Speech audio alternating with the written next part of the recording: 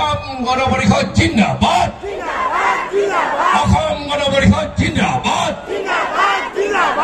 অসম গণ পৰিষদ জিন্দাবাদ, বিজেপি জিন্দাবাদ, বিজেপি জিন্দাবাদ, বিজেপি জিন্দাবাদ, নরেন্দ্র মোদী জিন্দাবাদ, নরেন্দ্র মোদী জিন্দাবাদ।